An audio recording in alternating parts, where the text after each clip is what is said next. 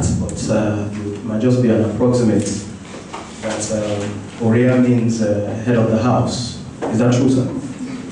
Perhaps that's why you're the head of Nexim. And we're really delighted to have you here, and we trust that we'll forge an enduring relationship with your organization. Mr. Robert Ngwaga Oria, the distinguished guest lecturer of today, is an accomplished banker with considerable wealth of experience in banking and financial management. His educational background is a telling testimony to his professional calling, as he attended the Premier University of Ibadan, Nigeria, and graduated with an MSc in banking and finance. He also has a diploma in accounting from Benue Polytechnic. His experience spans over 25 years in banking and finance, covering investment, commercial and mortgage banking, corporate finance and treasury management, having worked in several financial institutions. His career in banking began in February 1984 when he joined the services of International Merchant Bank PLC, IMB, and worked there until September 1990 when he left to join Credit Bank of Nigeria Limited, briefly as a pioneer staff. He was then seconded to Prime Merchant Bank Limited in July 1991 as head of foreign operations. Mr. Oria subsequently moved to Pace Mortgage Finance Limited in October 1992 as the General Manager and Chief Executive Officer. He thereafter joined Lobi Bank of Nigeria Limited in January 1994 and later became the Managing Director and Executive Chairman until January 1998 when he was reassigned to Premier Commercial Bank PLC as an Executive Director. Mr. Oria's last appointment was as an Executive Director in charge of Capital Markets, Financial Advisory Services and Research and Strategy with Afribank Capital Limited. He held the position until his recent appointment on 14th August 2009 as the MD CEO of the Nigerian Export-Import Bank, Nexim. Mr. Oria has brought uncommon managerial competence and professional acumen to bear on a sensitive portfolio at Nexim Bank. The management of the bank under him is pursuing a vigorous policy of growing the manufacturing, agricultural, solid mineral services and other non-oil sectors to ensure the robust growth of the economy in fidelity to the federal government's objective of diversifying the economy on a sustainable basis. He has since recovered huge non-performing loans and revived the bank, which was almost comatose. Recently, under his dynamic leadership, the bank set aside a sum of 6 billion naira to enable Nigerian manufacturers to deepen exports within the West African sub-region. The amount will enable the bank to create over 25,000 jobs, as well as enable it to effectively fulfill its mandate in key areas of the economy. His commitment is to accord similar attention to the creative industries. Mr. Oria is an associate member of the Chartered Institute of Bankers of Nigeria and London, Certified Pension Institute of Nigeria, and Nigeria Institute of Management. He is also a member of the Institute of Management Consultants. He is happily married with children. Please join me as I welcome Mr. Robert Ngwaga Oria.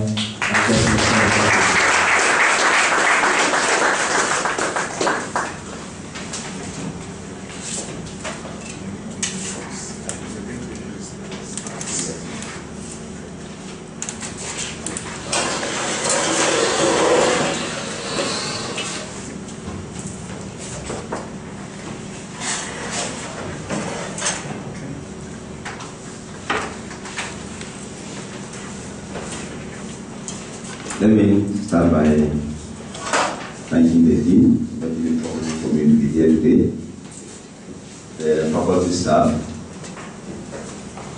my dear students, and the visitors that are here. I'm excited to be here, especially when it has to do with entertainment. We believe that entertainment is an area that can create a lot of jobs for our TV youth.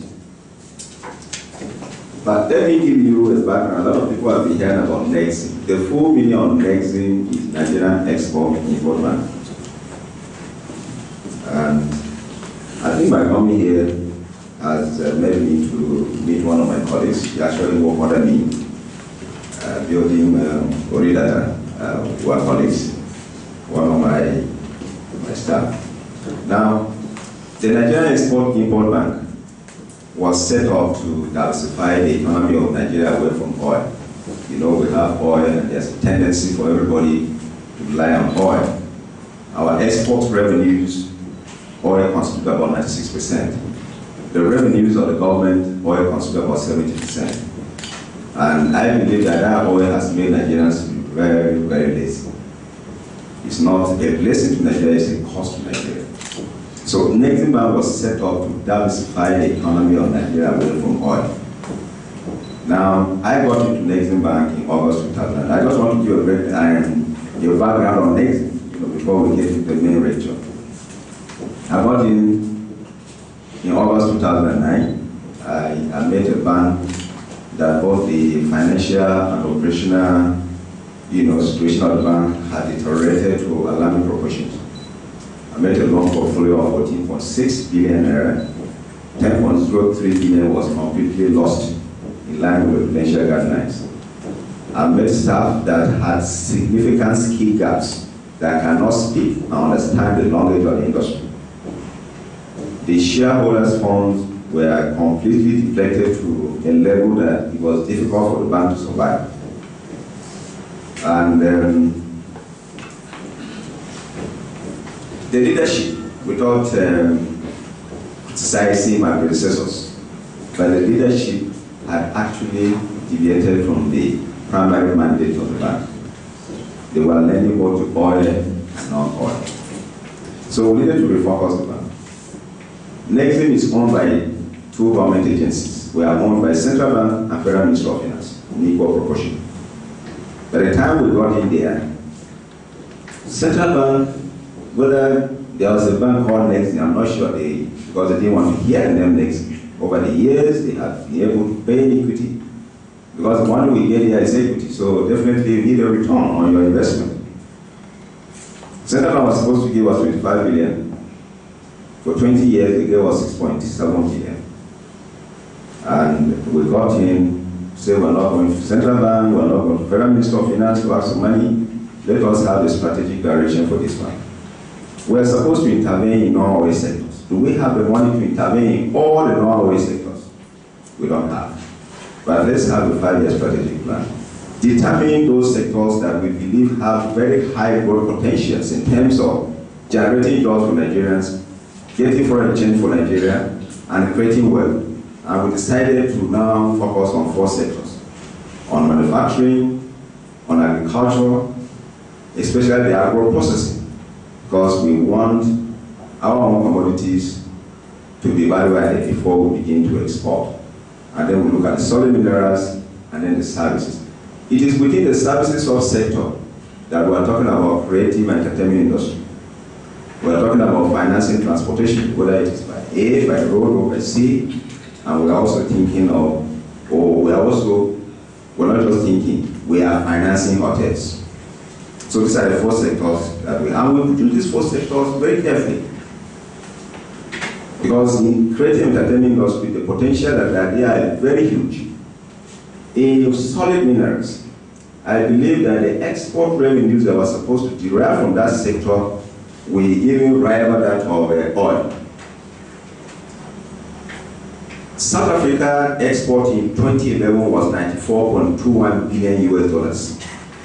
60% of that export revenue came from their mining. That is almost 57 billion out of 94. The endowment of Nigeria is better than that of South Africa. We have 34 solid minerals in commercial quantities. Yet, as we speak, solid minerals is contributing less than 0.5% to our GDP. What does that tell us? Huge potentials that nobody has been able to scratch. But what are we doing? We are pushing oil. Oil has made Nigeria. Oil is not a blessing to Nigeria. I keep saying that if we don't diversify the economy of Nigeria away from oil, that oil will finish one day. Or you will have that oil, there will be no market. And we are beginning to see that. America is beginning to find alternative sources of energy. By 2015, I believe that the level of oil that they are buying from us today will shrink. We have more African countries that will be able to discover oil. They too will be able to go in with penetration pricing. maybe the kind of terms that we are selling our oil now, they want to sell it lower so that they too will have a bite of what is happening. But our transformation was well received by our shareholders. Central Bank was able to give us an equity. Between the 25 billion and the 6.7, what was outstanding was about 18.23 billion. And because of the way we wanted to run the bank, they said, you are serious, take this money. Again, Exim was a loss-making institution. In fact, in 2009, when I got in there, looking at the quality of the risk assets that I made, that we have high non-performing accounts, I said, okay, why don't I provision most of them so that going forward I can start on a clean slate? On the basis of that, we were able to make a loss of 5.6 billion as of 2009. But our first full year of operation, that is 2010, we were able to make an audited profit of 189 million. And for the first time, we were able to pay dividends to Central Bank and Federal Ministry of Finance. Our performance for 2011 is even better than what we did, but we can't mention the figures now. There was a transition in appointing new auditors, so they came in. The accounts are now before Central Bank for final approval. What we did in 2012, I think is double what we did the past 2 years. So you begin to see a lot of interest, coming in. We are the Trade Policy Bank of Nigeria, a country that has 170 million people, a country that should have the leading economy. Right now, when people talk about the most industrialized economy in Africa, they are talking about South Africa. Why are they talking about South Africa? Because the level of informal trade in South Africa is very small. In Nigeria, maybe the informal trade is still more than the formal trade. So if you don't have statistics, how do you rate an economy? If you get to Kano State, if you get to Kano City, if you get to Calabar, if you get to Borno, if you get to Sembabora here, the level of informal trade that is going on in various countries is huge. Some of them have been trading for the past 20 years among themselves. If you ask them to give you just a sheet of paper like this, they don't have it. That's number one. Number two, they will walk across, sell their goods in cash, put their cash in the pocket, and get back. We can't continue. So what we did, as soon as I got into the Exim Bank and we discovered, we said we need to formalize our trade, even for statistical purposes, even for planning purposes. So we quickly developed a product which we call ECOWAS Trade Support Facility. Because within ECOWAS, it is Nigeria that is the driving seat. We have about 308 million people. We control 170. The GDP of ECOWAS will contribute over 60% of the GDP of ECOWAS. And somebody somewhere must take that initial step of how we can formalize our trade. Our exporters were in love with Europe and America. Meanwhile, we did not have a competitive advantage. We don't have the modern equipment to produce goods that will meet their own standard. So we got in and inherited a lot of trade disputes. Either Nigerian exporters were not able to meet up the orders, or even where they did not meet the standard. And for you to pull Nigerians, tell them that, look, I don't want you to export to Europe. You must give Nigerians a sweetener. So we needed to give Nigerians a sweetener, create a facility within the ECOWAS sub-region. Because while we were run away from the West African sub-region, all other economies were coming in. The financial crisis that we had in 2008, 2009, it is only Africa and some part of Asia that stimulated the demand for the world economy to recover. There's no demand in Europe, there's no demand in America. So all of them were running here. Meanwhile, we wanted to take our goods there, where there's no demand. So I said, no, it shouldn't happen like that way. And again, the Exim banks in the industrialized countries, how they have been able to evolve over the years, has been that they segregated their market into two. You have your original market, which they call their traditional market, and then any market outside their traditional market is a non-traditional market. So because export trade or international trade is a bit complicated, they will trade among themselves, unleash all the potentials, create jobs for their own indigenous within that, with their citizens within that area, so that when they move out of their traditional market, assuming we have an exporter from Nigeria that is moving out of ECOWAS sub-region, if it's a Nigerian, the Nigerian government will not step Nexim or tell some other agencies and say, look, follow these exporters with risk mitigating instruments. Mitigate their risks against non-payments, against political risk and all that. That is how other Exim banks have been able to evolve over the years. We not jump to a non-traditional market where we did not have any competencies. So we needed to reverse that. That was number one. So we came up with ECOWAS Trade Support Facility. And like I said, we are looking at two objectives. Number one, to formalize this trade that is largely done by the SMEs. And number two, to deepen the payment system. Let's encourage these people to begin to make payment through the banking system instead of walking across to the other country, selling your goods and putting your cash in the pocket. The Nigerian economy has gone to a level that I need, as the head of Nigerian Trade Policy Bank, I need to begin to get the government to make our own export more competitive. We need to begin to give buyer credit facilities. If Prof is manufacturing that book, and he wants to say to somebody in Ghana, and that Ghanaian has no money, Nexim should be able to give that person money, that Ghanaian money, to buy his own books. That is where all the Exim banks have gone to. That is how you create market access for your people.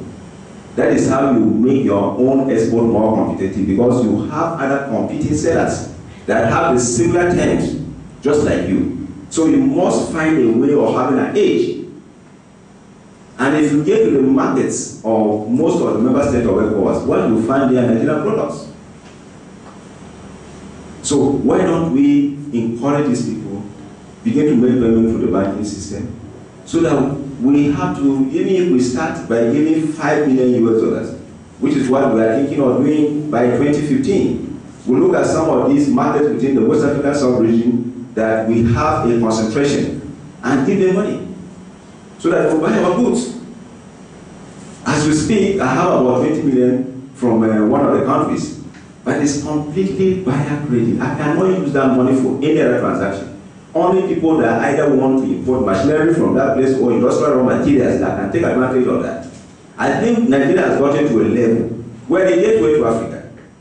When you talk about Africa, you talk about Nigeria. When you talk about Nigeria, you talk about Africa. So we have gotten to a level that we should be able to take advantage of all this, pay way for our own exporters, make our export more competitive, and then clearly take a lead as a leading economy. Because once you have the informal trade that is going on at the borders, at the various borders, once we'll be able to formalize it, if it is going to be for statistical planning, you will use it to create the Nigerian economy. Nobody should be talking about South Africa. And I see that coming the next 1-2 years.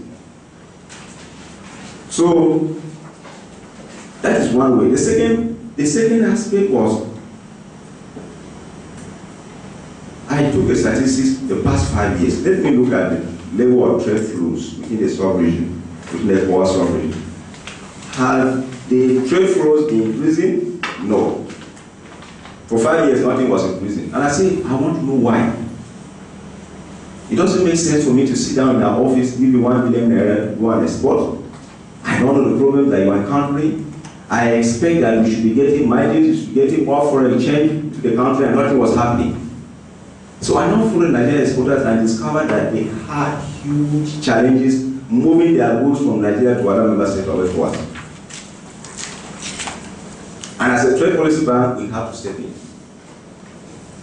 If you take your goods from Lagos here, maybe to Tema Port in Ghana,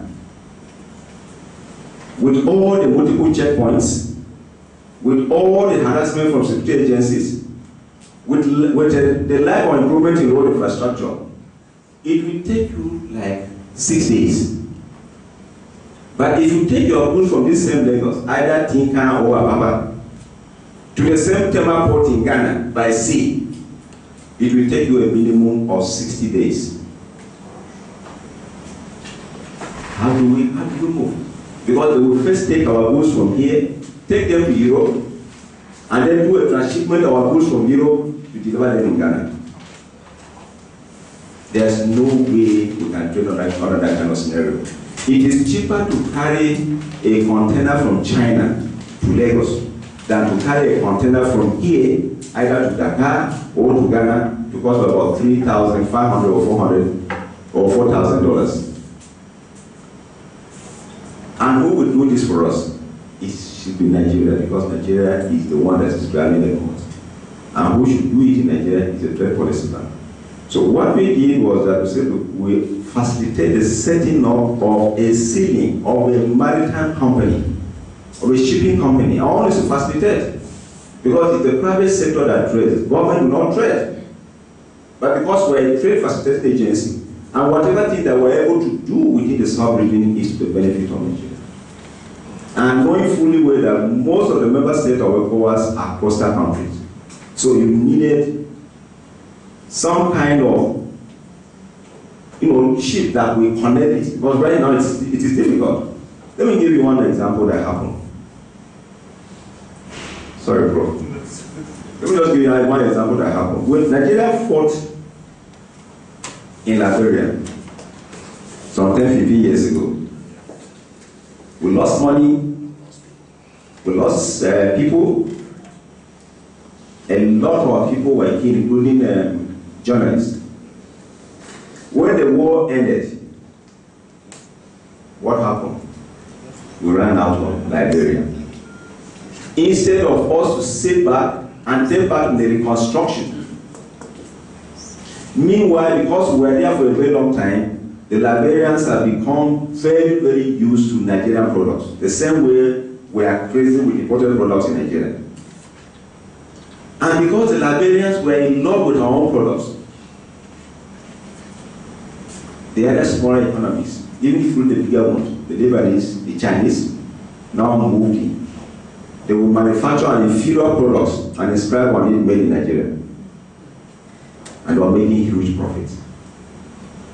If you get to any supermarket in Nigeria, in Lagos here, and you are able to get all these everyday use, Indomie, toothpaste, and all that, Global products, and you have an efficient sea transportation system and take them to Monrovia, the minimum you can make is 100%.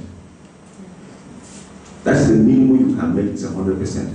But we don't have that. I just hope that going forward, when we intervene in such kind of crisis situation, we stay back. Because America, if America tell you that they are going to Pakistan, America is only pushing trade and investment.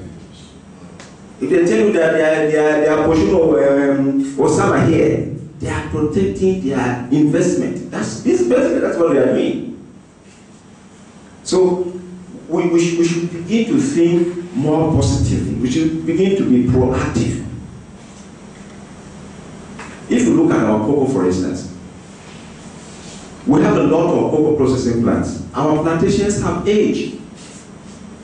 How are we feeding our own cocoa processing plant now? We are getting the raw beans, the cocoa raw beans from Ghana and from Cote d'Ivoire. Other countries will say, what do we do? It will take time for us to grow new plantations. But we have a lot of cocoa processing plants. I hope there's no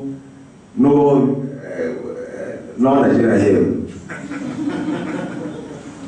You know, but that is how people are thinking. Nigeria will not say, look, Prof, you are a businessman, get into Ghana. Infiltrate their cocoa, right? If you have any problem, we will follow you with risk mitigating instruments. But we need to have a seamless source of feeding our processing plant. That's the way a lot of things, a lot of governments are going. But I believe that with the crop of things that our president has now, they are thinking along those lines. So we have come up with that ceiling. I commissioned 2 consultants, one from Francophone because of the politics, and we went around all the member states. They became members of ECOWAS, and I also asked them to go to Cameroon, go to Douala, even though it is not a member of ECOWAS.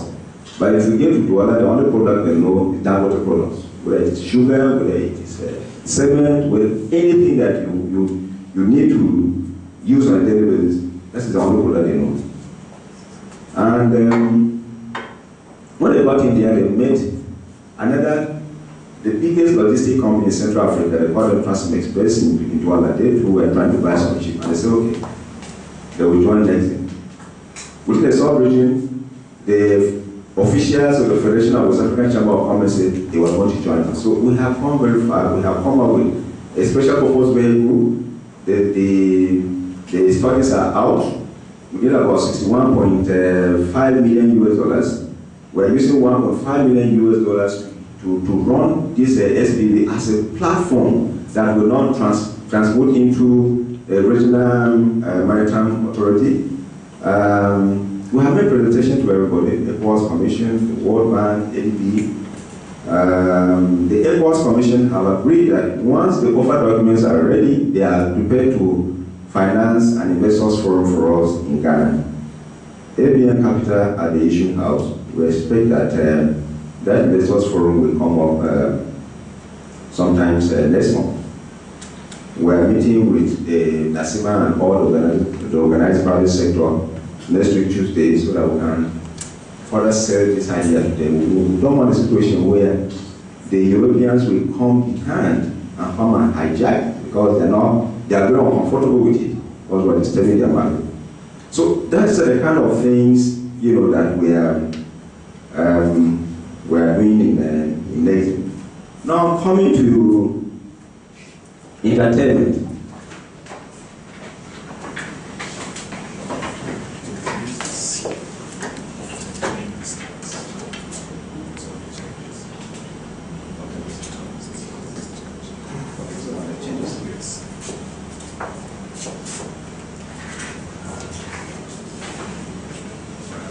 Where is it?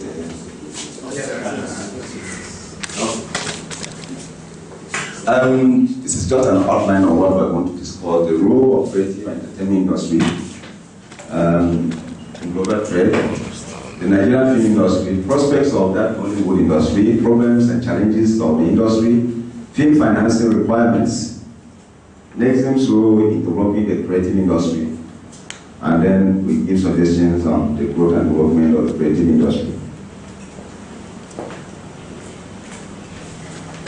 Now, where is the creative industry generally? The creative industry is a key driver of global growth, and it can contribute significantly to economic recovery.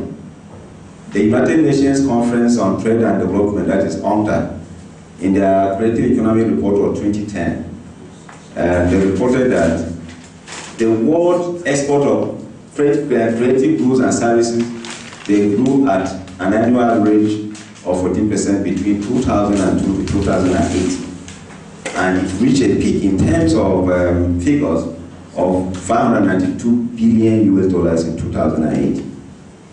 And this was completely in contrast with the drop in international trade, which dropped by 12% in the same 2008, following the global financial and economic crisis. So while the financial crisis were on, the creative and entertainment industry, while it was going down, that one was going up. And during the recession, the creative industry continued to thrive. As people would go for cinemas, they would still go for discos and all that. For a mere fact that you don't have money, that does not mean that the economy is bad, or the industries are closing down. That does not mean that you cannot enjoy yourself. So you still find the creative and entertainment industry, thriving in the face of economic crisis. The continued growth of the creative economy was attributed to the general tendency of people to preserve their culture. The global film and entertainment industry generated about 90.6 billion revenues in 2010. So you can see the kind of money that is coming, people are making in that industry. And it was projected to increase to 102.7 by 2012. We're yet to get the figures, but that was the projection for the year ended 2012. Most of these revenue streams are largely from theaters.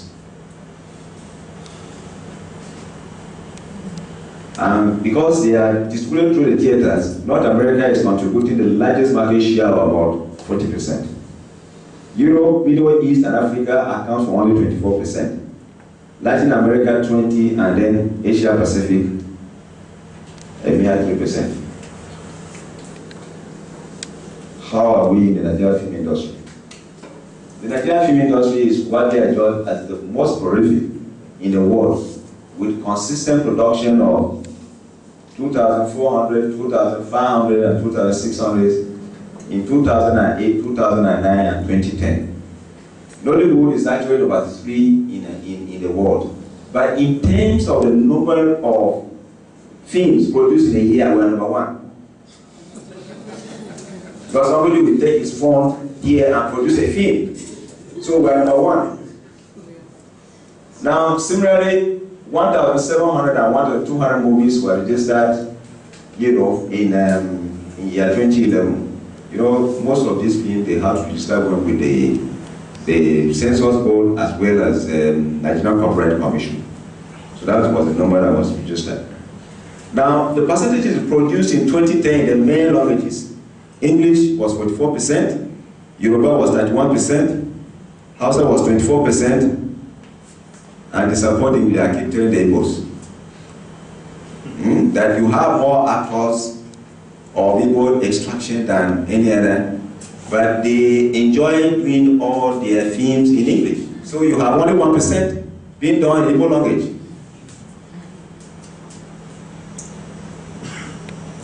Now, in terms of ranking, in terms of the revenues that are generated, Nollywood is ranked number 3. Like I said, the number of films that are produced were number 1.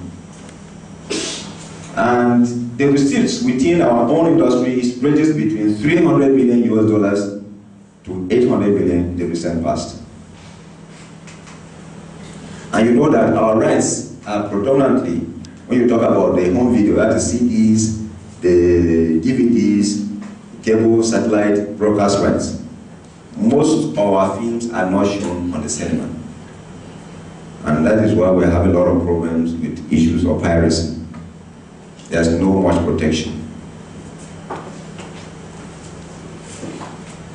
Now, what are the prospects of Nollywood industry? Nollywood has very high prospect for growth and sustainable development. Below, we'll be able to come up with the inherent strength and opportunities. It's very prolific, low budget production. A Nigerian can produce a film for 2 million naira. He has 3 million naira, he has produced a film. But this film has a lot of shortcomings. What about the quality?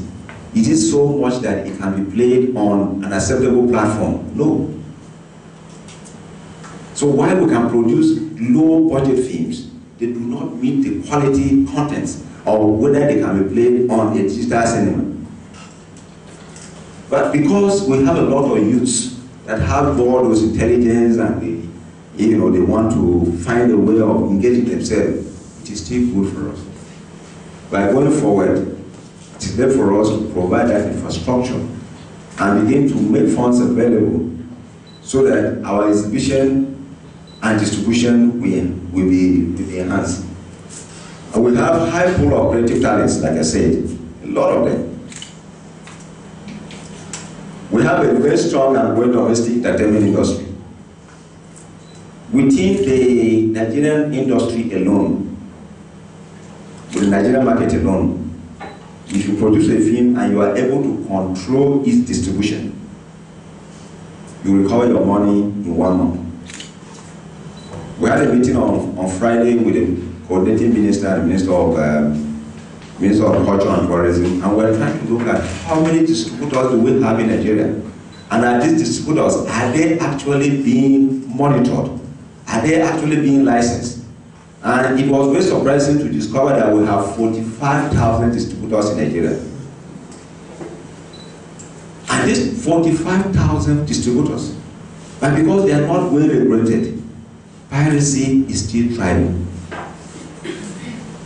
We're not tinkering with the figures and say, assuming that, say, each of these should pay a registration fee of 25,000, how much would that come to?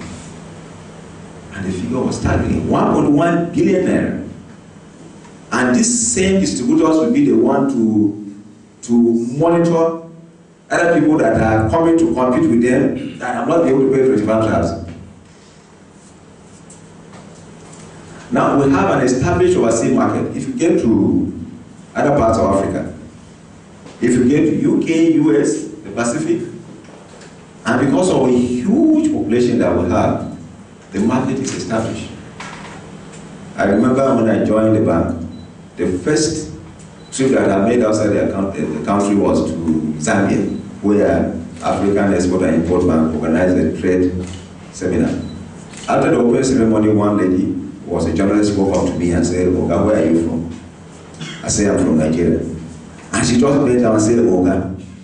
I said, and I asked her, "How do you know that people like me are addressed as Oga back home in Nigeria?" Said she's been watching the Nigerian films. So I just turned around and told my colleague that we travel together, I said, this is a product that we must export. As we speak now, the Trade Policy Bank of Nigeria will not have a purely indigenous product that we're exporting, apart from the creative and entertainment industry. Every other thing that we are exporting is value addition.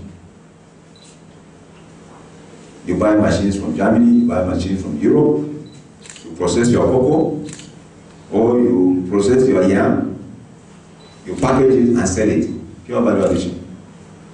We have not gotten to a level where we have our steel and our power that will begin to make our own machines. So the only product that I have now, which I'm paying attention to, that I can boast and say it is purely indigenous, that I'm exporting, it's in Hollywood.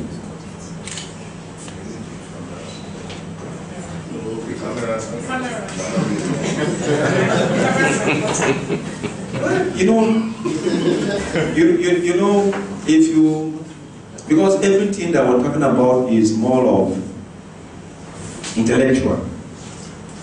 We're looking at, if you have to write a script,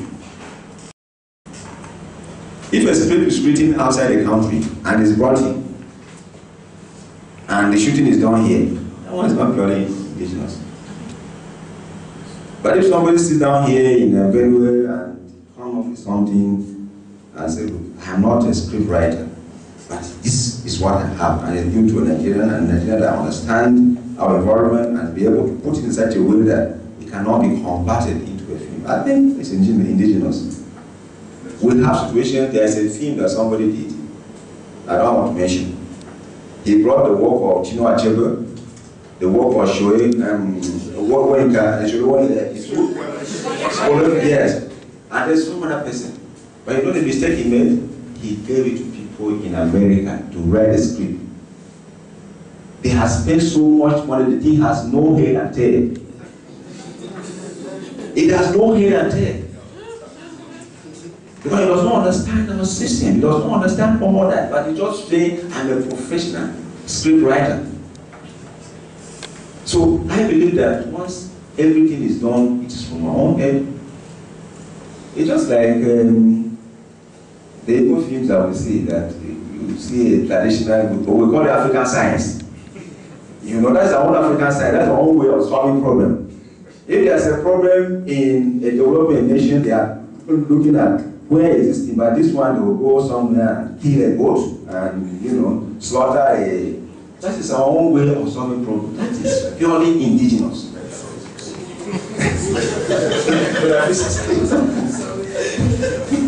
That's our own way. So now we have a lot of new markets out there, Chinese with suitable, protected, and enforced intellectual property rights. We don't have a protected market in Nigeria. our intellectual property rights have not been monetized. If you come up with your own work and you register with the Nigerian Copyright Commission, the certificate that they give you, on the face of that certificate, there's a disclaimer clause. So nobody can take it, nobody can touch it. So our works are not protected. They themselves, even though you have registered, they are telling you from day one that look, we cannot rely on this because to tell you don't have the infrastructure and all that. So we don't have a protected market. You find our own artists going outside the country to register their works. That's why NEXIM is working with the NCC and some other stakeholders to see how we can review some of these laws. Because we are having problems with people accessing funding. Because the volunteers are not there.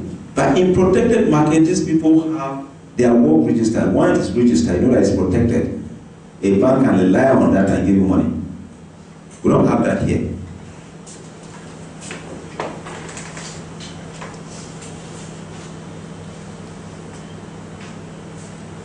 Another prospect is that there has been a heightened interest and recognition by the government that creative and entertainment industry is a major contributor to, because it's a major generator of employment. The labor employment in creative and entertainment industry is huge.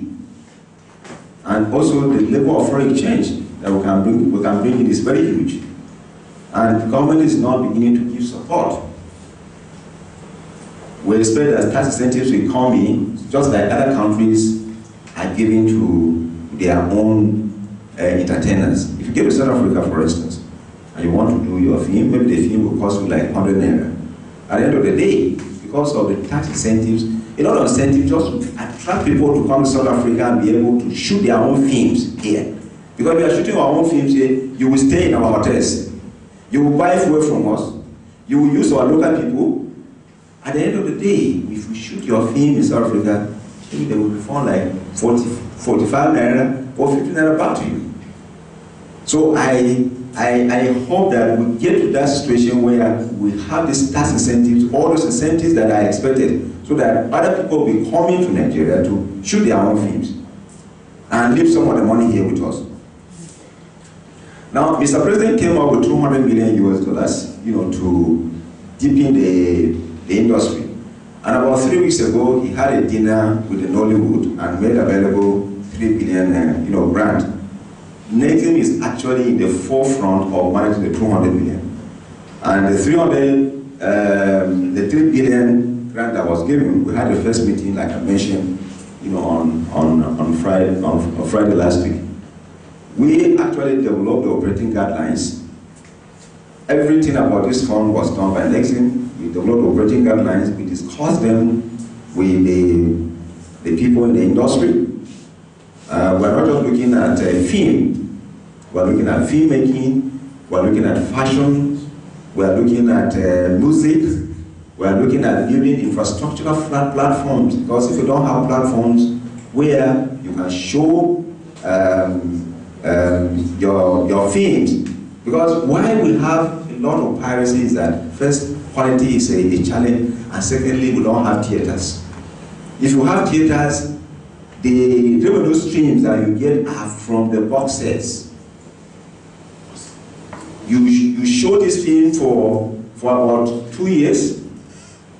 When you have recovered all your money, then you can burn them into CDs and DVDs that we have here. But because we don't have them, it's a challenge.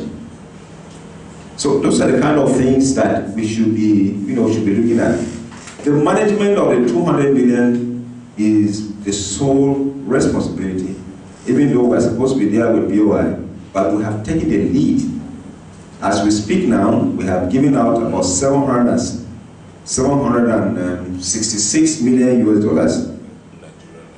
We have another 1.4 billion that is on processing. But the total pipeline applications that we have with us is almost 26 billion. So that's to tell you that look, everybody is interested in tapping into these funds, and if that volume is able to tap into these funds, one can only imagine the multiplier effect, the kind of jobs, the level of foreign exchange, and then the level of development in the industry, generally. So, government is demonstrating that, look, this is an industry that we cannot overlook. Now, what are the problems and challenges? Despite Nollywood has prospects, the industry faces some challenges that are militating against realizing the full potentials. I've mentioned some. We have very low production for the theater releases and cross-border co-production arrangement. Like I said, because we don't have those incentives in place, nobody is coming to us now to say, let's come to Nigeria. Obviously, if they're coming to Nigeria, maybe because they want to make use of our actors. But they're not coming because there has been a platform that is very conducive, for them to come in. And then we have inadequate exhibition and theatrical infrastructure, currently at 0.36 screens per million population. Nigeria currently has less than 60 modern screens in multiplexes located in 5 cities of Abuja. We have 15, Lagos 17, Port Harcourt 14, Enugu 5, and Uyo 6. And when we compare this with India, that has over 13 screens, which translates into about 12 screens per billion. Let me explain that. What we're saying is that the screen that 1 million people can watch, 1 million people, we are measuring it by 1 million people. We're saying that in Nigeria we don't even have it. It's 0.36%. That's to say that we have not even gotten to a level where 4 people can watch 4 screens, can be watched by 1 million people. I hope we're getting it. Yes. Yeah, because right now in India, despite their huge population, they are 1.something billion people. They have 12 screens that 1 million people can watch. If you get to South Africa, they have 20 screens that 1 million people can watch. In Nigeria, it is just 0.36. So we have not got anywhere. The market is huge. The potentials are amazing. And we have not even started. That's what it means. Now, we have lack of adequate digital production and distribution infrastructure to exploit the new media and digital distribution platforms. Like I said, we make our films here, but because the quality is so low, and again, we don't have cinemas. If we have cinemas, issues of piracy will be a thing of the past. So what we really need to do in order to deepen this industry is to pay attention to distribution and exhibition infrastructure. You have some cities in Nigeria that traditionally they are cinema-oriented cities, but you don't have any modern. You go to Kano, there's none. We have just financed some of our customers. They are building one is in Surrey here. There's one that's coming up in Ibadan, and more that we want them to move. So assuming you have all the cinemas, you have all this distribution infrastructure, a lot will happen. But because we don't have them, it's a problem. These boys, they suffer to come up with a work, and the work leaks. We just take it out. So you can imagine a young boy of 25, 26 years suffering for maybe about 6 months or 1 year, come up with a work. I know of so many of them that they have come up with their work, but they don't even know how to put it in the market. They are just hiding it. When you talk to them, they say, sir, we don't know how to do it because the very first day that you release the first DVD, the thing is gone. So they are afraid. And you can't blame them. Because all their efforts are leaking. We must find a way of blocking those leakages.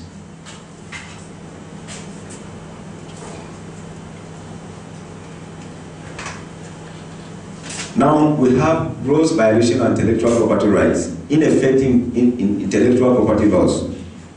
Like I mentioned, people that have registered their work with the NCC. Because NCC, from day one, the certificate of registration that they are going to give you will have a disclaimer clause. They are telling you that they cannot lie. They cannot be held responsible for that work. So you have cases, there's been a lot of cases within the industry, even in terms of names.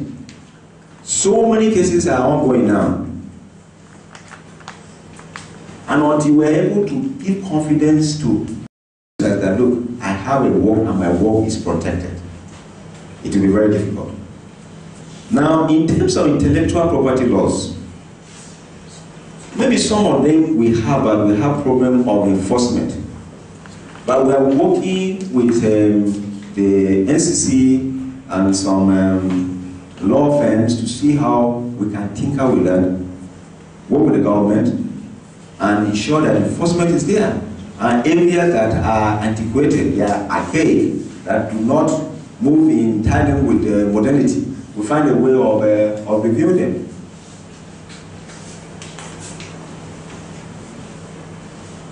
We talk about the distribution infrastructure that is inefficient, it's unstructured, we don't even have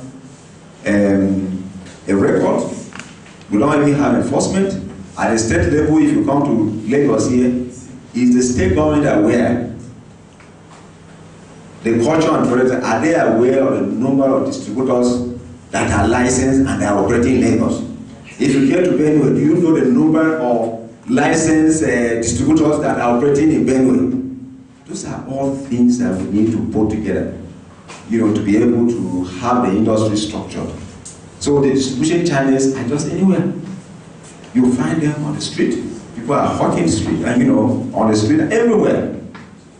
And until we're able to overcome these challenges, it will be very difficult for us to take advantage of all the potential that we have in that industry. Now you have low access to structured finance and funding support to enhance production quality and access to new major markets. If you don't have maybe a concessional line of credits, that is the pricing is affordable, that you'll be able to produce a film that will meet the quality that can be played on any platform, maybe in America or in Europe, it is very difficult for us because the whole world is going digital. Given the next 2-3 years, all these lower budget films that we're producing here, I'm not sure they will get that required patronage. But I believe the government is coming in to see how some of these infrastructure can be put in place. And then we have poor corporate structure and Oregon's bookkeeping culture. When Mr. President made this announcement, the people that believe they are veterans in the industry, they will come with one sheet of paper. One sheet of paper, and they will ask for $10 million US.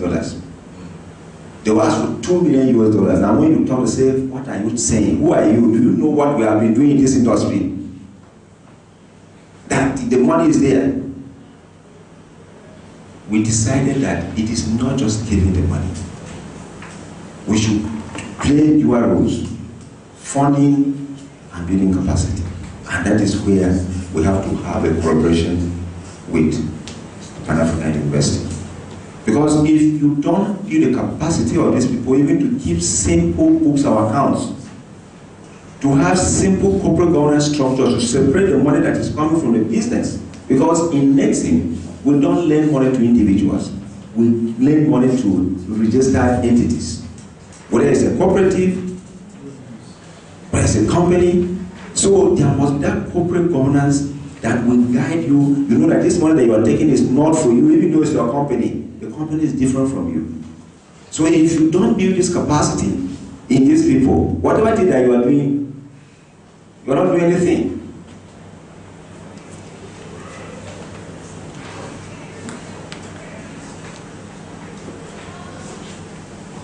Prof, I hope my time is not off. Very rushed. Now, film production and distribution. That's the film financing requirement. We're discussing in two parts. Film production and distribution. Usually you have short to medium term finance, and the production cost of Nigerian films usually ranges between 5 million to 150 million. However, the production financing is a bit challenging. It requires special structure to secure the lender. When it is only production, you don't have a physical asset that you can use as a collateral. So it is a problem. And that is one of the reasons why a lot of people are not being able to access, funding. Nexim has been able to, we have worked with Exim Bank of India. Exim Bank of India are the one financing Bollywood.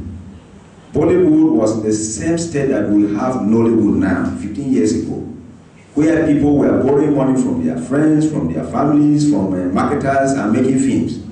But the government over the years has recognized creative entertainment as an industry. And they have caused their Reserve Bank of India, which is the equivalent of central bank here, to come up with some forbearances to banks that are interested in lending to the industry. So when you want to lend to the industry, necessarily you must not bring a collateral. But our own law now decides that if I give you 50,000 and above without collateral, I'm a candidate for jail. So we must come up with a very creative and innovative way. That is why we are now discussing with the government. We have been able to work with the Exim Bank of India. A full report has been submitted to us. We are making presentation to government so that government can cause central bank to come up with some kind of circular, some kind of forbearances that, okay, people that are into production, you can lend on the basis of the cash flow that you are expecting from here. You can lend on the basis of developing some insurance products. Those are the kind of, ideas that we are getting to the government. But when it comes to financing infrastructure, because infrastructure is an asset, you can use that as collateral. This has to do with financing of physical assets. You can do production infrastructure, that's the studios, the film equipment, the film city, distribution infrastructure, that's the theaters, the multiplexes, and the film facilitating infrastructure. The training institutes are extremely very important. Like I said, capacity building is good. Right now we have two. We have one in Jos, we have one in Lagos. We are saying that we should strengthen the one in Lagos and allow them to work completely with Pan-African. But those are issues that we still have to discuss, with the government.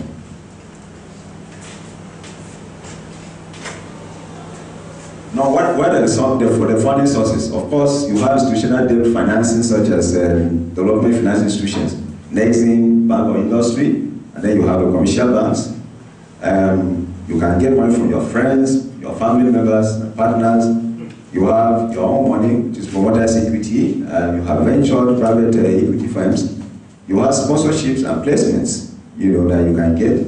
And then you have the foreign direct investment, through partnership, co-production, and outsourcing, arrangements. But what are the issues? For the Nigerian film industry to leverage and benefit from the available financing schemes, certain issues unlisted below needs to be looked into. Enforcement of intellectual property rights. It's very important. If not, no bank will give you money. Ensuring that revenue streams are identifiable and verifiable. If we have theaters, you know that, look, I have my film there. The revenue streams that you are expecting are verifiable and you have identified them. People will go there to the box office, you buy a ticket, you carry the money, buy a ticket and go in. Once people know that that is there,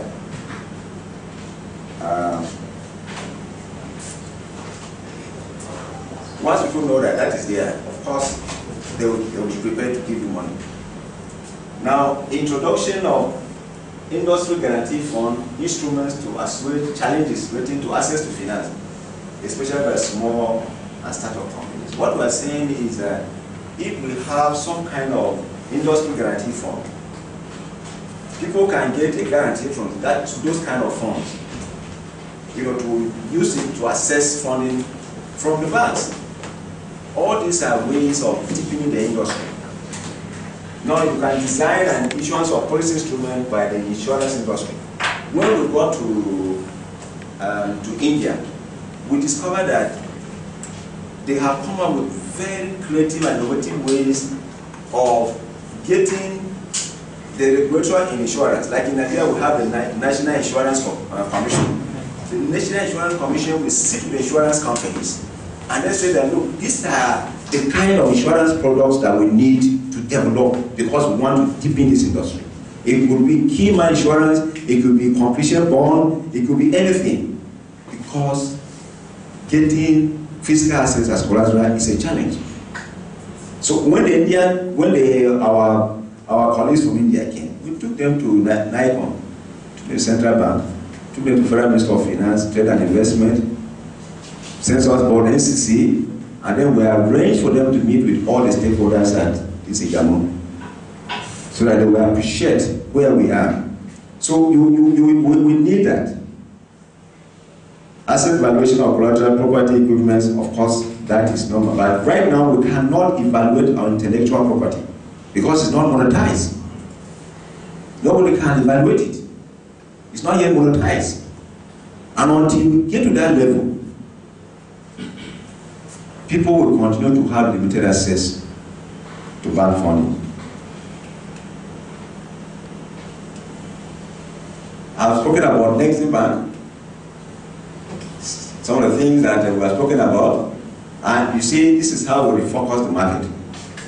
Because we say, look, Nigerian exporters were not, while we were trading, nothing was happening. And we say, look, where we have margins is first ECOWAS. When you move from ECOWAS, you go to the rest of Africa. When you move from the rest of Africa, you go to Asia. Before you go to the rest of the world. Go to UK and America, they don't have any margin. A lot of them are running for us. And those are the sectors that we say we are going to play in. Manufacturing, agriculture, road processing, solid minerals, the services, you can say transport, tourism, and entertainment. And we say that because we are focusing on unreserved market, people will begin to ask questions, why are you so particular about entertainment? We are particular because we are a development finance institution. We have sectors that have huge potentials, but the commercial banks are not prepared to go in there because of the high risk. So we need to go in and de-risk the sector, make it attractive. Once the commercial banks come, then we move out. That is why in creative and entertainment industry and solid minerals, we are massively intervening in these two sectors.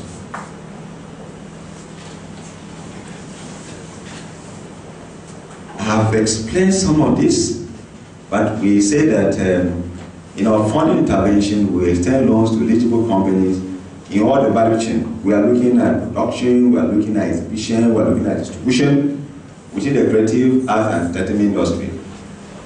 Our funding support is in line with Mr. President's policy pronouncement in November 2010, where he made available $200 million.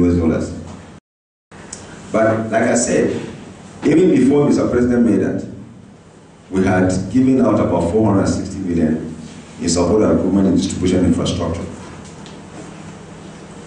As of today, the total funding support to the industry by Nexim is over $778.5 million, with applications over $26 billion under processing.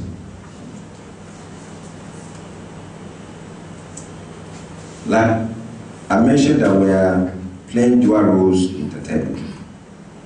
We are playing the role of funding, and the second one is capacity building. Capacity building is key. So, on our developmental role, the bank's contribution is essential towards ensuring that the industry operates in a very structured manner and within global best practices. We have over the years done the following.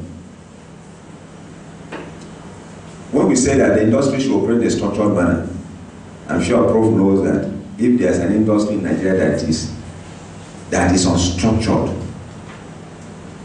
it's creative entertainment. They fight among themselves. If you deal with this one, they will tell you, no, you're not supposed to deal with it. You are supposed to deal with this one. I remember when we came up with the operating guidelines for this 200 million, and I met with all of them so that they can have their input, because they are the ones that are going to use these guidelines.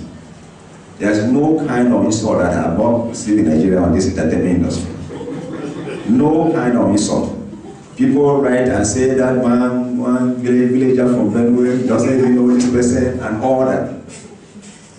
But you see, the issue is that in Nigeria, when you want to do something, you be focused.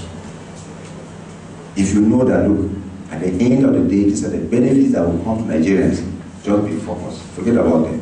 And I kept telling them that I am not an entertainer, I'm not a filmmaker, I'm not a musician. I am only a concerned stakeholder that has seen that you have a lot of potentials in this place that you need to harness. But because you're not harnessing, I am coming to assist to structure it. So whether you insult me or not, tomorrow you will see it. And I'm beginning to see it. When we were talking about 200 million US, I said, no, it was a political statement that Mr. President made. Now, I don't defend that again because anywhere they are, the beneficiaries are there. And when they start saying, no, shut up, we have talking the money. So it is a sector, and because our role is that of a development finance institution, that all those areas that you have a lot of potentials locked, go there and unlock them. We don't care who criticizes us. Now, like I said, we were the people that developed the operating guidelines so that they can have access to loan facilities. And we had the input of all of them. The study that we commissioned and worked with Exim Bank of India. The report is out now, very robust one, very comprehensive, that will help the industry. We are also sponsoring some capacity building programs. We attend film festivals, we have attend expos, organized in Nigeria. Last year we were in Paris for the Cannes Festival. Last year again we were in South Africa for the Discop. We were in America for the premiering of the first film that we financed, Dr. Bello. Dr. Bello is making waves now. They have a very good contract now to show that film in America. And this sponsorship, we are just there to showcase the Nigerian creative talents. When we went for Discop in South Africa, every Nigerian, we had over 150 actors from Nigeria, everybody was excited. Because our stand was very conspicuous and it was a venue for deal making. You'll find Nigerians sitting and say, these people finish their deal, let us go in. That's the kind of visibility that you need to give to your own country and to an industry that we believe has huge potentials to give jobs to our teeming youths. So we are doing that. It's not as if anybody has asked us to do it, but we say because we're a trade policy bank and because export of service, this film financing falls under export of service. We should be able to do that. And we were very proud, being in South Africa. This year we are going to be in Cannes again. Now we'll be able to establish strategic partnership with various associations, gives to facilitate industry exchange of ideas, information sharing towards enhancing dialogue and critical. We have been working with everybody. Any little program that is organized, that's related to entertainment, and we believe that the people behind them are critical, we go into support. We go into support. I'll discuss that with Prof. Project. Yes. Now, the bank also will commence policy dialogue with relevant regulatory and statutory institutions in the entertainment value chain on how we can improve the industrial framework, issues relating to access to finance, intellectual property, copyright, risk mitigating instruments, some of which, these are some of the things that we've done. First, national policy dialogue on the development of creative industry. We are able to support it. It was organized by the Ministry of Culture and Tourism. It was done in Lagos here. We are collaborating and supporting stakeholders' views on reform of the Nigerian copyright system. We need to reform that. If not, our intellectual property laws can never come to light. When implemented, you have it monetized. What are the suggestions? We need to establish an entertainment industry guarantee fund to strengthen the credit-driven system. Because if you have that, people that don't have any collateral to give, they should be able to get a guarantee from that fund and facilitate flow of credit to the industry. And this will be just like the Cultural Industry Guarantee Fund established by the Francophone countries. They have established one and they are giving it to ECOWAS Bank for Investment and Development. They are managing it. And all this is to deepen entertainment within the French-speaking countries. We can do something like that, in Nigeria or within the Anglophone. Our copyright must be enforced. We must find a way of enforcing our copyrights. And then we need to intensify on the reform system or Nigerian copyright system. That's the major one that we have now. We have to design and issue sector-specific policy instruments that will be developed by the insurance company so that it will make it easy for our stakeholders or the practitioners to assess funds, like the completion bond, insurance policies, and the rest of them. And we're saying that there will be need for government to consider the establishment of National Film Development Fund. The film making in Nigeria is, I can say that is the real Nollywood. Even though we have our music too has gone haywire. Because if you get to London, get to any of their clubs, get to Dubai, get to all the African countries, the music that are playing there are actually Nigerian music. But I think to enhance that, especially the film, because the film needs a platform to play. You need a digital cinema or order. I think we need some kind of a development fund. We need to provide sector-specific investment tax incentives, like I mentioned, so that people will be encouraged to come in, especially towards establishing digital studios, cinemas, multiplexes, to address the low cinema screen density of, we're not saying that 0.36, I explained that before. It's so low. It's like that if you have a film now, you don't even have the screen. The whole of Nigeria will have 60 screens now. The whole of Nigeria, as we speak, we have only 60 screens. Now we need to operationalize the Nigerian Film Institute campus in Lagos so that it can complement the JOS campus as well as other private sector initiatives to enhance human capital development in the industry. At the end of the day, all that we are saying here is that the private sector should be the driver. Government should only provide the policy environment. But the private sector, because the potentials there are huge. The money is there.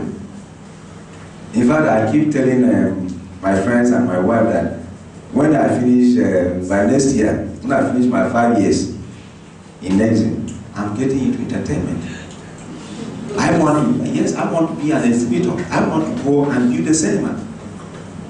If I had been to India 10 years ago, I won't be here wearing suits, standing here that we're working with because the money is amazing. So all of us here, once we get into that sector, I'm sure you forget about being a dean of Thank you so much for your attention.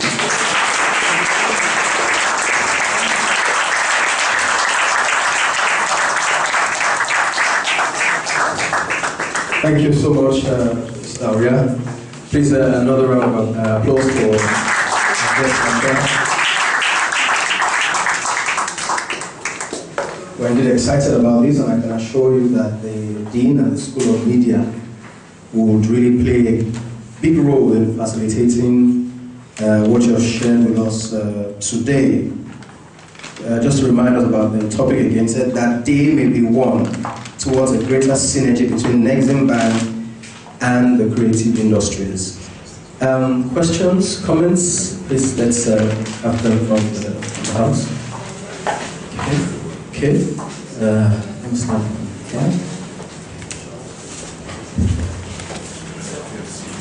Thank you very much, sir, for this very illuminating and great lecture. Very eye-opening. But as a worrisome, we, Nexim, seem to have fallen into the trap of seeing the creative industry as lively entertainment. Whereas entertainment is 1/3 of the function that communication performs. And we think that the creative industry is more correctly situated as a communication industry. Because we could produce films for education, we could produce films, books, musicals for information. So if we limit entertainment, we will be falling into what has happened to America, where a lot of serious thinking is not pursued, and entertainment, because it brings in so much money, becomes the priority. So is there a way we can reconfigure our thinking to include information and education as well as the creative industry? Yeah, I think we'll take all the questions, and we'll note them down. Please introduce yourself before the question. Okay, my name is Peter Bankole, EDC. I have two parts to one question. The first one is around the changing business model. And I'm going to focus on the film industry, which is Nollywood. When we were growing up, yes, we used to have cinemas as standalone. And I hear you say this around having limited screens now. They've disappeared. But in terms of physical infrastructure, we're seeing malls and screens, screens coming out in malls now, because the business model is better supported. However, what is your take around digital distribution of films, especially in the light of the mega landing of broadband possibility within states like Lagos, which will be rolled out? We are seeing crashing of broadband prices at wholesale level by 80% in the last 1 year. So what are we thinking around digital distribution of films? The second one, I hear you on Liberia. We have been working with Liberia in the last 2 years. And one of the key challenges, not just in Liberia, but across West Africa, is movement. Even if you fly, it can take you up to a whole day to fly from Lagos to Liberia, because they have to stop practically everywhere. Why is it so difficult that what you have just said concerning the maritime movement has not happened, even with all the presentations that you have made? What is the real issue? It cannot be that we cannot connect the cities. Thank you.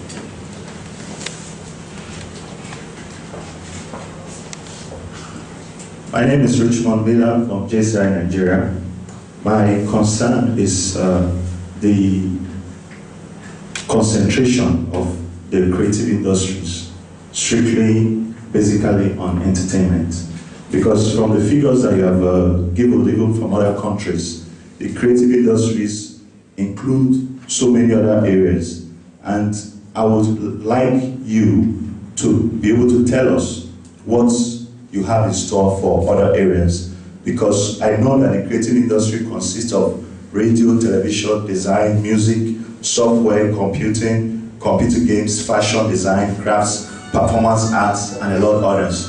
So if we're just here, most of us that are here are not only in entertainment. And the topic that we saw that attracted us to this program says that they may be one towards a greater synergy between NESIMBA and the creative industries.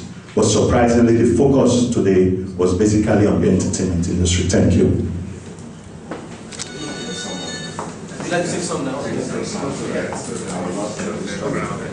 Yeah.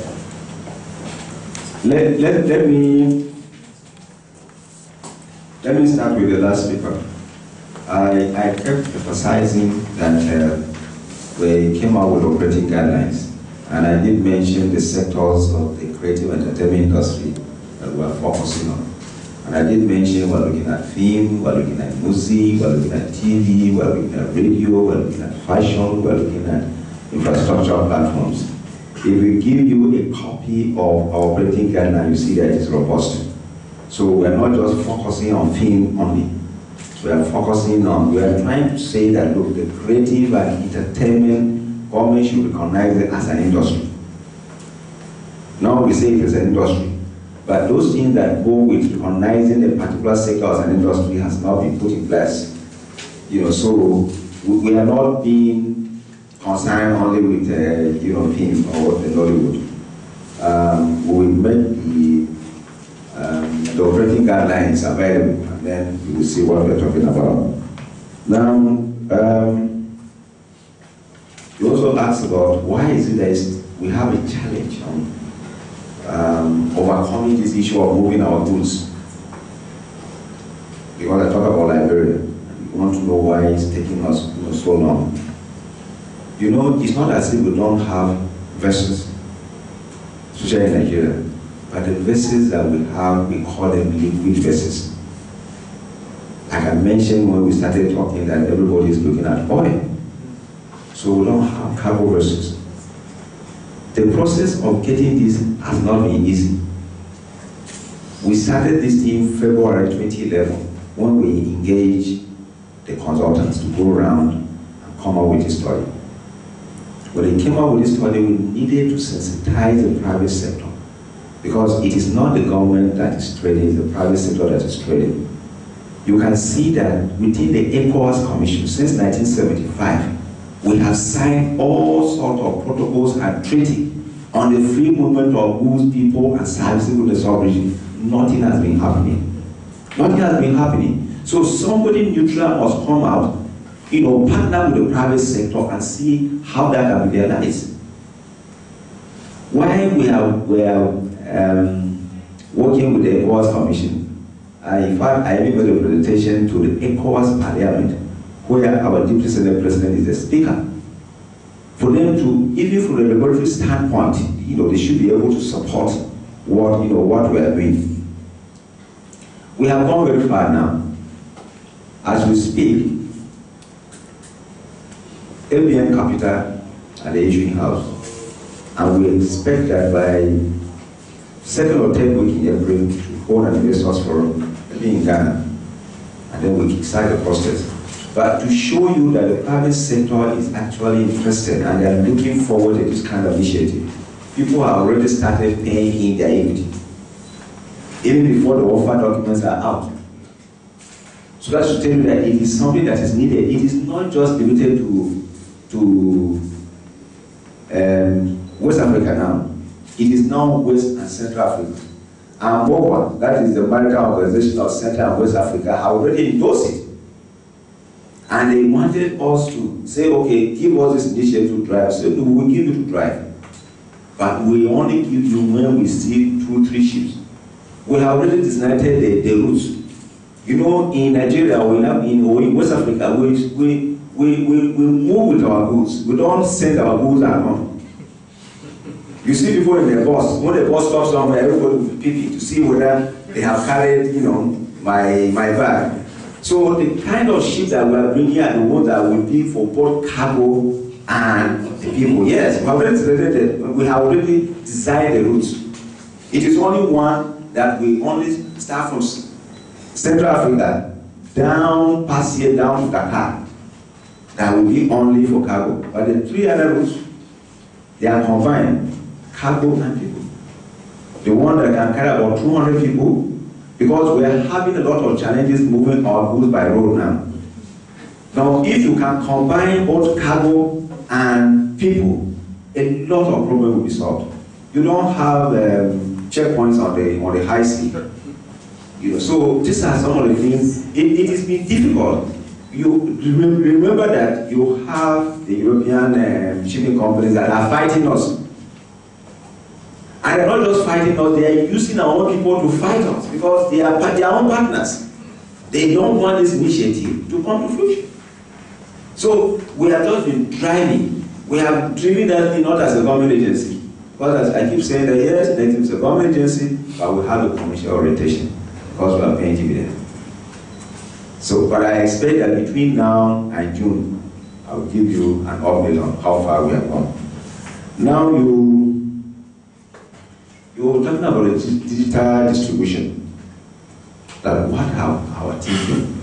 Our thinking in that instance is availability of funds. Once we have a lot of money that we can build digital cinemas. If I get to correctly. Like iPad, app stores and things like that. Beyond cinema. Beyond cinemas. In fact, on Friday when we had a meeting, what is this lady's name? Morocco is doing something like that, but much more than that. Yes, it's somebody Okereke. Stephanie and her partner came out with. He was showing me one platform that was very ingenious. It's a platform that is something like this. What they showed me, something like this. They will load in maybe their own film. You can come and use your own phone to download, but you cannot take it another place. You can use your own phone to download it, go and play it. You can only play it, there's no way you can pirate it. And I was asking her, how much is it? She said, well, it is in various sizes, but it ranges from 500,000 and above. And I told her I'm interested. Because yes, I'm interested. If we have things like that, nothing stops them from financing it and distributing it, along within the whole state of the federation, so that the little boys that are making their films and their efforts are leaking, and at least they should be able to take, value for it. You wanted to find out why information and education. When we talk about capacity building, and like I said, we're even talking about getting the government to equip the Lagos campus of, I think that is part of, education. But when we're talking about getting some kind of institutions to support an institution like Pan-African, so that they include this in their own curriculum, then it is a different thing. But like I said, we have recognized that education is important. I want to talk about education, the capacity that you build. Capacity building is very important. If you give somebody money and that person lacks the capacity to manage the money, you're not doing anything. So in effect, we have not left information and education out. And our collaboration with people that are organizing programs, seminars, and enlightenment, campaigns and all that. I think this is part of education and information that we want to give. So we are going to work closely with the Pan-African on issues like that. But these are things that we can sit back and come up with details on how we're going to get engaged. That's the first part. I hope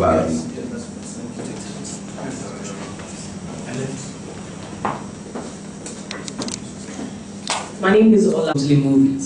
You also have edutainment programs. They are like educational programs, masters, movies, or short movies. Now, part of what I'm going to mention is, I'm from, before I forget, JCI Nigeria. Being someone in entertainment also, I present, direct, and co-produce my program.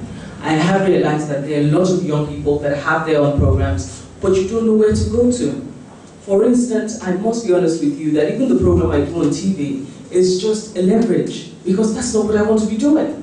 Because you don't know where to go, you can't afford to run this thing by yourself. So therefore, when they tell you, okay, come up with an idea that, okay, we're not going to pay you for it, or we're going to give you stipends for it, you need to come up and say, okay, I don't want them to steal this idea. Then you choose the list of your idea and put it out there. And then people think, wow, it's nice, we see you every day. But that's not your main idea. Sometimes you have ideas for about 3-5 years. You don't know where to go with it. And it's not just me, there's so many people. Now, apart from being on TV, I have been in event management for about 10 years. And you realize that beyond movies, there are programs like, reality shows that can employ a lot of people that young people have, but you don't know where to go. Your first point of call is, okay, let's go to the big companies that can sponsor this thing, because you see, okay, they have the money to do it, they have the money to produce it.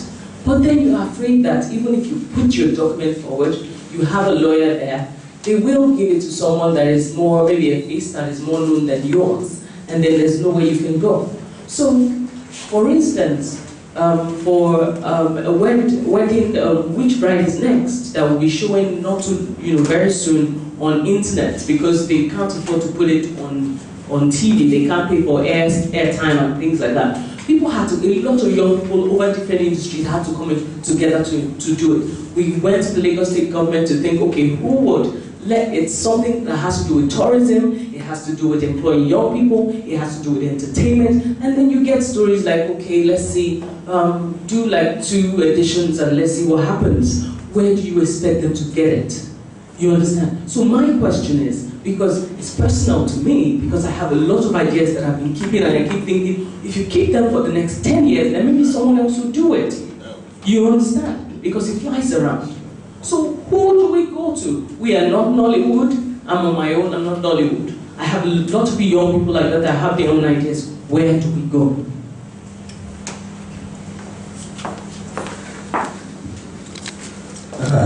My name is Dario Bunyemi. I am with 234 Media. We're investors in the largest cinema chain in East Africa. In Uganda, Kenya, and Tanzania, Nollywood and Nigerian movies probably generate more revenues than local movies and music do in those markets. However, I'd say probably 99% of that revenue is going directly into the pockets of pirates in those markets. Now, I was very happy to hear, and obviously we've had conversations before, the understanding about the importance that theatrical exhibition plays in monetizing intellectual property. The questions I have are around the facilities and instruments that Nexim plans to put in place for exporting intellectual property, that is the movies themselves, and also the marketing that's necessary to create the revenues from that intellectual property. And secondly, to understand what sort of commitments that cinema recipients of the incentives from Nexim are making to showing Nigerian content. The truth of the matter is, across the continent, the formal cinema sector is dominated by Hollywood. It's true in Nigeria, it's true in Ghana, it's true in Kenya. I think it would be a shame if funds go into building cinemas and those cinemas do not have or are not practicing, a commitment to showing Nigerian content. In a sense, we do have those huge gaps in theaters. We don't want to be like South Africa, where you end up building the theaters and the real beneficiaries end up being Hollywood. And that is the reality in South Africa. South Africa does $100 million a year in theatrical revenue. Probably 98 million of that is Hollywood and not South African film. Thanks. I'll finish this round. Thank you very much. Let me take your last question, the last speaker. Content development is extremely very important. These are some of the worries that we talk about the cinemas. We're looking at the quality of what we're producing. Can they actually meet this, the requirement of the platforms on the digital basis? As we speak here, this industry is still at the rudimentary stage. All of us are brainstorming to see how we can deepen it and what are the best way to deepen the industry. Like I keep saying, we need this type of engagement for us to understand ourselves. If you leave this with the industry practitioners alone, there's no way to do this 100 years. All you find is crises, controversies, and all that. But we're also looking at some of these issues. Now, if we come in with the new digital platforms, do we have the content? What I've said is correct. We have to look at it ourselves. Even the few cinemas that we have now, what is the percentage of the local films and the ones from Hollywood that are from Hollywood? I think most of them are from Hollywood. So these are some of the things that we're trying to look at. We need to engage the industry practitioners to deepen the content. We need to develop the content to be able to take advantage of you know, these platforms.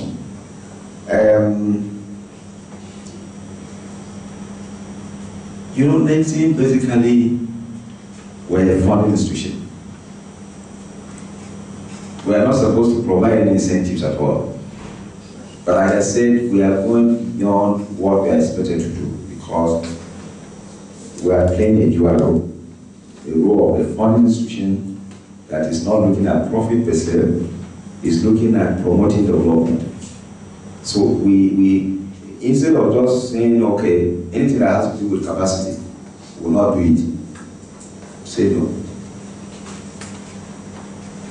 We fund and build capacity. But in terms of incentives, all we can do is engage the practitioners, engage the government. Like the meeting that we had on Friday, we are going to meet again. When we engage, then we begin to distribute the rules. Government, you need to provide this. You, the practitioners, you need to do this. And all some of these demands, they have to come from the industry. Because if you don't make any demand on the government will sit down. You'll find that some sectors now, if you talk about solid minerals, any equipment that we import for solid minerals, import duty free for this year. So some of these things, the industry must come together, realize what they need, what are their challenges, and come as a force to government. Now that is what we're trying to bring the people together. Whether you are doing music, whether you are doing reality show. Because I remember that when we came for the first national dialogue, it sounded funny, but it's not funny. The person was just talking as a Nigerian, that she is into events management. She has, what do they call, these huts, what do they call them? Tents.